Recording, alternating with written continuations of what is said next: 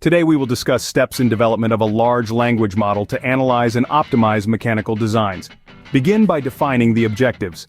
What specific aspects of mechanical design do you aim to optimize? This could include structural integrity, material selection, manufacturing processes, or a combination of these factors. Also, define the scope of the project, such as the types of mechanical systems or components you'll focus on. Gather relevant data that will serve as the training material for your language model. This data could include CAD models, engineering specifications, materials databases, manufacturing process information, design guidelines, and historical performance data. Choose a suitable architecture for your language model.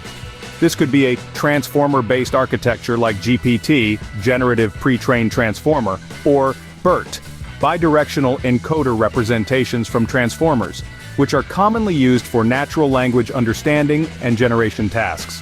Consider factors such as model size, computational resources, and the complexity of the design optimization tasks. Pre-train the selected language model on a large corpus of mechanical engineering text data to capture domain-specific knowledge. Then fine-tune the pre-trained model on your specific design optimization task using supervised learning techniques. Provide input-output pairs where the input consists of design parameters, constraints, and objectives, and the output is the optimized design suggestions. Identify relevant features that characterize mechanical designs and encode them into a format suitable for input to the language model.